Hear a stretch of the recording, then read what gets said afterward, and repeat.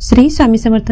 तुम्हा सर्वांचं आपल्या यूट्यूब चॅनलवरती मी अगदी मनापासून स्वागत करते. स्वामींच्या चरणी एवढीच प्रार्थना करते की स्वामी कृपेने तुमच्या मनातील सर्व चांगल्या इच्छा लवकरात लवकर पूर्ण होत.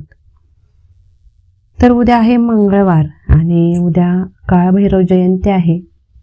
याला कालाष्टमी देखील म्हटलं जातं, भैरव अष्टमी देखील म्हटलं जातं या दिवसाला. तर या दिवशी जर तुमचं एखाद्याला चांगलं झालेलं बघवत नसेल, सतत तुमच्याबद्दल एखादी व्यक्ती वाईट बोलत असेल, निंदा करत असेल किंवा तोंडावरती गोड बोलत असतील, तुमचा फक्त कामापुरता वापर करत असतील, तर अशा लोकांना एका दिवसात अद्दल घडू शकते आणि ती लोक जी आहेत ती समोर येऊन तुमची माफी मागू शकतात.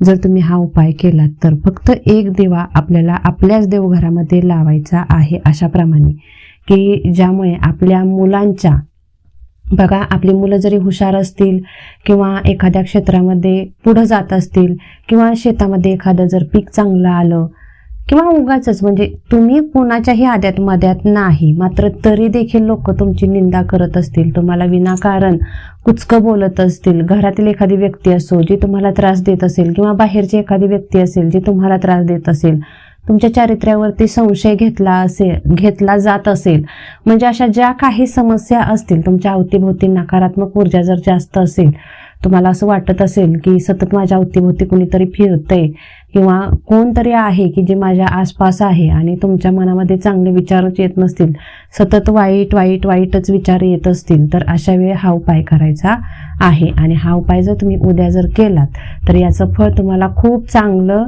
भेटणार आहे. कारण हा जो उपाय आहे तो काळभैरव देवांचा आहे आणि काळभैरव जयंती ही उद्या असल्यामुळे, कालाष्टमी उद्या असल्यामुळे, भैरव अष्टमी उद्या असल्यामुळे आपल्याला हा उपाय उद्याच करायचा आहे. आता बऱ्याच जणांचा मला अशी कमेंट येईल की उद्या नाही जमला तर आम्ही केव्हा करावा. तर उद्या नाही जमला काही कारणास्तव तर तुम्ही कोणत्याही रविवारी, रविवार हा काळभैरव देवाला समर्पित केलेला वार आहे. काळभैरव हे महादेवांचंच एक रूप आहे. त्याचप्रमाणे काळभैरव हे दक्षिणेचं क्षेत्रपाळ आहे, क्षेत्रपाळ म्हणून देखील ओळखलं जातं. यासाठी आपल्याला रविवारी हा उपाय करायचा आहे, जर काही कारणास्तव उद्या करू शकत नसाल तर. मात्र जर तुम्ही उद्या करू शकत असाल तर उद्याच्या उद्या तुम्हाला हा उपाय करायचा आहे. सकाळपासून संध्याकाळपर्यंत तुम्ही केव्हाही हा उपाय करू शकता. मात्र दुपारची जी भर 12ची वेळ असते ना ती टाळायची आहे. म्हणजे 12 ते 1 या दरम्यान तुम्ही उपाय करूच नका. चढतं ऊन असतं त्यामुळे, चढता दिवस असतो, अजिबात उपाय करू नका. नंतर तुम्ही संध्याकाळच्या किंवा सकाळच्या वेळेत हा उपाय केला तरी देखील चालेल. तर या उपायासाठी आपल्याला लागणार आहे एक मातीचा दिवा. जर कणकेचा मिळाला, म्हणजे कणकेचा जर तुम्ही बनवू शकत असाल तर अतिशय उत्तम, कणकेचा बनवलात तर अधिक उत्तम. नाही काही कारणास्तव बनवू शकलात तर मातीची पंती घ्या, मात्र ती नवीन असावी, नवीन दिवा असावा मातीचा. तो स्वच्छ धुवून घ्या, धुतल्यानंतर सुकू द्या आणि नंतर त्याच्यामध्ये आपल्याला मोहरीचं तेल घालायचं आहे आणि थोडीशी चिमूटभर पिवळी मोहरी देखील घालायची आहे. वात आता कोणती लावावी तर वात लांब वात लावा, कापसाची वात लावा. आणि ही जी वात आहे, या दिव्याची जी ज्योत आहे ती आपल्याला दक्षिण दिशेला करायची आहे. दिव्याला मस्तपैकी आसन द्या. हा उपाय तुम्हाला तुमच्याच देवघरामध्ये करायचा आहे, मात्र या दिव्याची जी ज्योत आहे ती तुम्हाला दक्षिणेला करायची आहे. या दिव्याला आसन द्या. तुम्ही पाटावरती ठेवू शकता, पाट ठेवा, त्याच्यावरती एखादं वस्त्र अंतरा, त्यावरती थोडेसे गहू किंवा तांदूळ ठेवा आणि नंतर हा दिवा प्रज्वलित करा. प्रज्वलित करत असताना काळभैरवाय नमः, काळभैरवाय नमः, काळभैरवाय नमः या मंत्राचा 7 वेळा जप करतच आपल्याला हा दिवा प्रज्वलित करायचा आहे. दिवा प्रज्वलित केल्यानंतर दिव्याला हळदी कुंकू लावायचं आहे, अक्षदा व्हायच्या आहेत, एखादं फूल अर्पण करायचं आहे, अगरबत्ती ओवाळायची आहे आणि ती अगरबत्ती त्याच दिव्याच्या शेजारी ठेवायची. आणि नंतर तुम्हाला काळभैरव अष्टक हे 11 वेळा पठण करायचं आहे. मात्र अगरबत्ती लावून झाल्यानंतर, दिव्याची पूजा झाली, अगरबत्ती लावली की तुम्हाला आत्ता सध्या जे काही त्रास होत असतील किंवा एखादी व्यक्ती किंवा अनेक व्यक्ती तुम्हाला त्रास देत असतील तर त्यांची नावं घ्यायची आहेत तुम्हाला तिथेच बसून. अनोळख्या व्यक्ती जर तुम्हाला त्रास देत असतील तर फक्त एवढंच म्हणायचं आहे, सर्व शत्रू विनाशाय, सर्व शत्रू विनाशाय, सर्व शत्रू विनाशाय, सर्व शत्रूंचा विनाश व्हावा यासाठी मी हा उपाय करत आहे. कृपा करा काळ भैरव देवा आणि माझा हा जो उपाय आहे तो फलित व्हावा.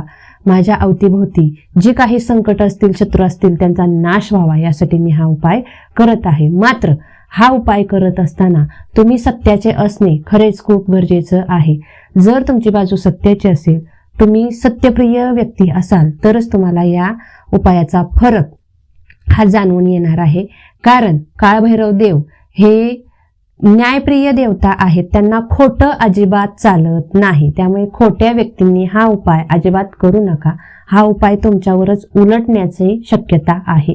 ज्यांचं मन पवित्र आहे, जे खरंच खूप काबाड कष्ट करतायत, जे खरंच स्वतःला बदलण्याचा प्रयत्न करतायत, ज्यांना खरंच असं वाटतंय की आपली परिस्थिती बदलावी, मात्र जर एखादी व्यक्ती तुम्हाला मागे खेचत असेल, मुद्दामून तुमच्या कामामध्ये अडथळे निर्माण करत असेल, तर अशा वेळी तुम्ही हा उपाय नक्कीच करू शकता. विनाकारण तुम्हाला जर मानसिक त्रास एखादी व्यक्ती देत असेल, विनाकारण तुमची निंदा नालस्ती जर होत असेल, तरी देखील तुम्ही हा उपाय करू शकता. मुलांच्या अभ्यासासाठी तुम्ही हा उपाय करू शकता. मुलांच्या अभ्यासामध्ये, करिअरमध्ये, नोकरीमध्ये, व्यवसायामध्ये, पतीच्या करिअरमध्ये जे काही अडथळे येत असतील त्यांचा नाश करण्यासाठी सुद्धा तुम्ही हा उपाय करू शकता. कोणतीही व्यक्ती जी प्रामाणिकपणे आहे ती सर्व व्यक्ती, मग ती स्त्री असो पुरुष असो, सगळेच्या सगळे हा उपाय करू शकतात. तर आपल्याला हा दिवा प्रज्वलित करून घ्यायचा आहे. दिवा प्रज्वलित करून झाल्यानंतर एक आसन घ्या, आसनावरती बसा आणि तुम्हाला काळभैरव अष्टक अतिशय शांततेत आणि ज्या पद्धतीने जेवढ्या मोठ्याने म्हणता येईल तेवढ्या मोठ्याने तुम्हाला तुमच्या घरामध्ये म्हणायचं आहे. 11 वेळा म्हणून झाल्यानंतर तुम्हाला त्या दिव्याला प्रार्थनापूर्वक नमस्कार करायचा आहे. मनामध्ये काळभैरव प्रत्यक्षात आहेत. म्हणजे काय होतं, ज्यावेळी आपण दिवा प्रज्वलित करतो ना कोणत्याही देवाच्या नावाने, त्यावेळी ती दैवी शक्ती त्या दिव्याच्या ज्योतीमध्ये वास करत असते. प्रत्येक अदृश्यात म्हणजे अदृश्य रूपामध्ये प्रत्यक्षात तिथे विराजमान झालेली असते. यासाठी आपल्याला दिव्याला नंतर नमस्कार करायचा आहे. आणि जी अगरबत्ती तुम्ही लावलेली, जिची रक्षा तिथे पडली असेल, विभूती पडली असेल, राख पडलेली असेल, ती तुम्हाला उजव्या हातामध्ये घ्यायची आहे. आणि तुमच्या चौफेर म्हणजे तिथं आसन सोडायचं, तुम्ही दिव्याला नमस्कार करायचा, आसनावरून उठायचं, ती अगरबत्तीची रक्षा राख तुम्हाला उजव्या हातामध्ये घ्यायची आहे. आणि तुम्ही ही घेऊन घराच्या बाहेर सुद्धा जाऊ शकता आणि घरातून सुद्धा फुंकू शकता. तुम्ही घरामध्ये जरी उभं राहणार असाल तरी देखील चालेल, मात्र आपल्या आसनावरती कधीही उभं राहायचं नसतं पाय देऊन, त्याच्यामुळे एका साईडला उभं राहावा. आणि नंतर ही जी रक्षा आहे ती तुमच्या चौफेर फुंक मारायची आहे. तुम्हाला जे कोणी व्यक्ती त्रास देत असतील त्यांची नावं घ्यायची आहेत आणि फुंकर मारायची आहेत. या एका उपायाने तुम्हाला एका दिवसातच फरक जाणवायला सुरुवात हा होत असतो. मात्र तुमच्या आयुष्यामध्ये प्रमाणाच्या बाहेर जर अडचणी असतील तर तुम्हाला हाच उपाय सलग 11 किंवा 21 दिवस रोजच्या रोज करायचा आहे. ज्या टायमिंगमध्ये तुम्ही उद्या बसाल त्याच टायमिंगमध्ये रोजच्या रोज बसायचं आहे. काही कारणास्तव तुम्ही उद्या करू शकत नसाल आणि जर हा उपाय तुम्ही रविवारी करणार असाल तर अशाच पद्धतीने करायचा आहे. मात्र रविवार नंतर तुमच्या आयुष्यामध्ये खरंच खूप अडचणी असतील तर रविवारपासून कोणत्याही रविवारी तुम्ही सुरुवात करू शकता. रविवारपासून सलग 11 किंवा 21 दिवस तुम्हाला हा उपाय कंटिन्यू करायचा आहे. 11 दिवसांमध्ये तुम्हाला चमत्कारिक असे लाभ याचे दिसून येतील, परिणाम दिसून येतील. स्वतःहून लोक तुम्हाला गोड बोलू लागतील, तुमची क्षमा मागू लागतील.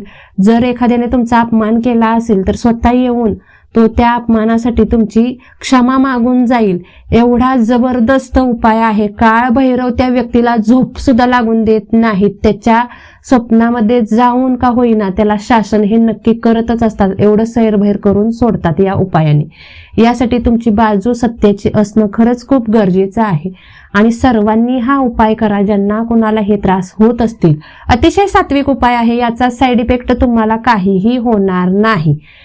पण फक्त तुम्ही सत्याचे हवे आहात, एवढाच फक्त या उपायाचा नियम आहे. आता ही जी सेवा 21 किंवा 11 दिवस तुम्ही कराल काळभैरवांची, ती करत असताना तुम्ही नॉनव्हेज अजिबात खायचं नाही. दुसऱ्याच्या घरात पाणी, चहा वगैरे असं काहीही खायचं प्यायचं नाही.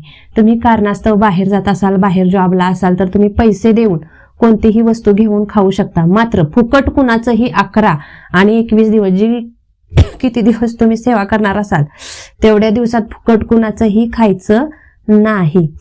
तर आजची झालेली सेवा स्वामी महाराजांच्या चरणी रुजू करते. माहिती आवडली असेल, व्हिडिओ महत्त्वपूर्ण वाटला असेल तर नक्कीच आपल्या चॅनेल लाईक करा, शेअर करा, सबस्क्राईब करा आणि येणारे जे अनुभव आहेत ते माझ्याशी शेअर करायला अजिबात विसरू नका. धन्यवाद. श्री स्वामी समर्थ.